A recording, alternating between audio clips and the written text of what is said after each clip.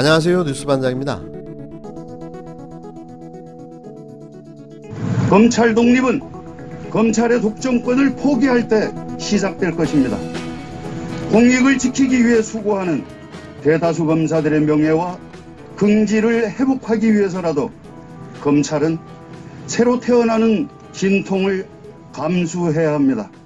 그런데 검찰총장이 이런 개혁 방향에 반발함으로써 스스로 최대 걸림돌이 되어버린 현실을 어떻게 받아들여야 하는지 모르겠습니다. 자신의 이해와 맞지 않으면 그 어떤 상대라도, 그것이 국민이 선출한 최고 권력이라도 거침없이 올가미를 들고 달려드는 통제불능의 폭력성을 언제까지나 참아줄 수 없습니다. 자신의 모든 신상을 공개하며 검찰개혁 시국선언에 참여한 천주교 성직자 3,951명을 대표해 천주교 정의구현 전국사재단 대표인 김영식 신부가 한 발언이었습니다. 어제였죠. 7일 천주교 주교, 사제, 수도자 3,951명이 검찰개혁을 촉구하는 시국선언문을 발표했는데요. 이 시국선언문에 이름을 올린 사제 수도자들은 윤석열 청장이 검찰개혁의 최대의 걸림돌이라고 외쳤습니다. 이와 반대로 서울대 조영달 교수 외 익명의 9명의 교수는 검찰청장 징계는 법치의 도전이라며 추미애 법무부 장관과 윤석열 검찰청장 간 대립과 관련해 민주주의의 퇴행이 우려된다며 시민들이 민주주의의 감시자로서 행동에 나서야 한다고 주장했습니다. 정반대되는 기자회견. 하지만 그 내용과 규모, 그리고 진실성은 너무나도 달랐는데요. 이름을 알 수 없는 익명의 서울대 교수들의 윤석열 지지기자회견은 그 내용이나 진실성 면에서도 떨어질 뿐만 아니라 그 의도조차 의심스럽기 짝이 없었는데요. 서울대라는 상징성을 가진 교수도 윤 청장을 지지했다는 식의 논리를 만들고자 한 것으로 추측됩니다. 이는 같은 날 서울대생이 뽑은 자랑스러운 동문으로 윤석열 청장이 1위를 한 것과 무관해 보이지는 않는데요. 악마는 디테일에 있다는 말을 다시 한번 확인하게 하는 순간이었습니다. 대한민국 기레기들과 포탈은 저희들의 기대를 저버리지 않았는데요. 이 말도 안 되는 서울대 교수 10명의 윤석열 지지기자회견과 서울대생이 뽑은 자랑스러운 동문 1위 윤석열이라는 기사는 하루 종일 모든 포탈에 1위를 장식하며 모든 여론이 이렇다라는 분위기를 만들어냈습니다. 진짜 보도를 해야 했던 건 자신의 실명을 공개하고 검찰개혁 시국선언에 참여한 천주교 성직자 3,951명의 목소리였지만 비중 있게 다뤄진 곳은 손에 꼽을 정도였습니다. 이게 기울어진 운동장인 거죠. 무엇이 옳고 그른지, 어떤 게 더 중요한 가치인지 판단하지 못하는 게 아니라 의도적으로 무시하고 편파적으로 왜곡 축소 보도하는 거죠. 그게 지금의 대한민국 언론인 겁니다. 방역과 민생에 너나 없이 마음을 모아야 할 때에 혼란스러운 정국이 국민들께 걱정을 끼치고 있어 대통령으로서 매우 죄송한 마음입니다. 이번 정기국회에서 권력기관의 제도적 개혁을 드디어 완성할 수 있는 기회를 맞이했습니다. 한국 민주주의의 새로운 장이 열리는 역사적 시간입니다. 검찰 징계법에 대해 헌법 소원을 낸 윤석열 검찰청장이 헌법재판소에 추가 서면을 제출했습니다. 청장에 대한 징계 절차는 엄격한 공정성이 필요하며 법무부 장관의 영향력이 제한되어야 한다는 취지인데요. 와, 정말 제정신인가 싶습니다. 자신의 청장직 유지를 위해 헌법 소원을 낸 윤석열이 이제는 한 발 더 나가 청장에 대한 징계 절차는 임명처럼 국무회의에 준하는 심의 절차가 필요하다는 내용을 헌법재판소에 추가로 제출했는데요. 아주 잘리기 싫어서 난리가 났습니다. 여러분들도 익히 잘 아시겠지만 그가 옷을 벗는 순간 자신과 가족 그리고 측근들이 벌여왔던 범죄 사실들만 가지고도 법의 심판을 피하기는 어렵기 때문인데요.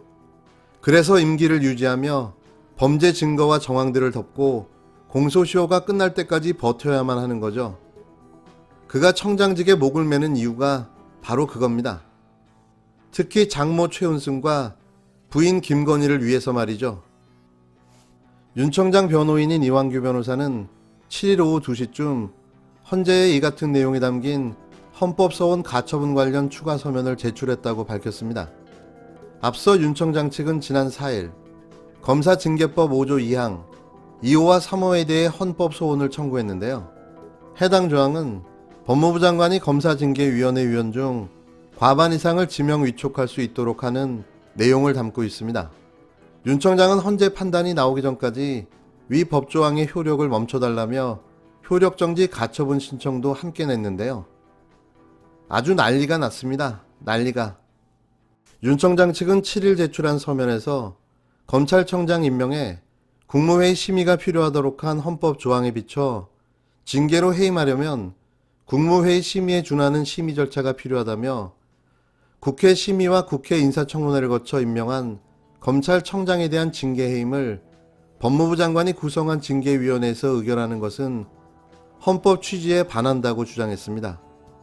윤 청장 측은 외국의 검찰청장 징계 관련 입법례를 근거로 제시했는데요. 내각이 검찰청장의 임명과 해임을 하는 일본은 검찰청장에 대한 징계권 역시 내각에 있는데 각이, 그러니까 국무회의에서 징계 여부를 결정합니다. 독일의 경우에는 법관 및 검사의 중징계를 직무법원에서 결정하는데요. 윤 청장 측은 다른 법령과 검사징계법을 비교하기도 했습니다. 이 법기술자는 자신의 승전을 위해서라면 대한민국 헌법도 다 뜯어고칠 기세입니다. 어디서 이런 말도 안 되는 논리를 짜집기에 검찰청장 징계를 막아보려고 무던히 노력하고 있는데요. 애잔하다 못해 처절합니다. 그토록 그 검찰청장이라는 자리에 목을 매는 윤석열을 보니 권력을 놓지 못했던 박정희의 기운마저 느껴지는데요. 그는 과연 무엇을 하려는 걸까요? 대체 역대 이런 공무원이 있습니까? 조선시대였다면 이 정도는 역모죠. 역모는 어떤 처벌을 받았을까요? 조선시대가 그리워지려고 합니다. 어제 전국 법관 대표회의에 판사사찰 의혹 문건이 안건으로 올라갔습니다. 그런데 법관들은 의결 자체가 정치적으로 해석될 수 있다라면서 공식적인 대응은 하지 않기로 했습니다. 이것도 사실 대단히 검찰적 시각에서 보도를 하던데 부결됐다. 네. 그래서 윤석열 총장 측에 유리하고 법무부에게는 곤란하다는 식으로 보도를 많이 하던데 이 내용은 법원이 그 문건이 문제 없다고 한 게 아닙니다. 문제 없다고 한 게 아니라 이 문건이 문제 없다고 생각하는 판사들은 소수라고 어제 MBC에서 취재해서 보도했던데 아직 징계위원회도 열리지 않았고 사실관계도 다 밝혀지지 않았고 재판으로도 갈 거기 때문에 지금 입장을 밝히는 것은 적절하지 않다. 정치적으로 예민하고 그러므로 중립적인 현재는 태도를 보인다. 위입장 표명을 유보한다. 이런 정도의 의미예요. 네. 대다수의 언론들은 판사도 불법이 아닌 것으로 인정했다는 등 판사 불법 사찰이 아무 문제가 없다고 일제히 기사를 쏟아냈습니다. 한마디로 언론이 검사로 빙의해서 쓴 편파기사, 검찰 편들기 기사인 건데요. 법관 대표회의에서 검찰의 판사 불법 사찰에 적극적으로 대응해야 한다는 목소리도 공개적으로 제기됐다는 점은 쏙 빼놓고 검찰 입맛에 맞는 언론 프레이를 하고 있는 거죠. 이들의 논리는 한결같습니다.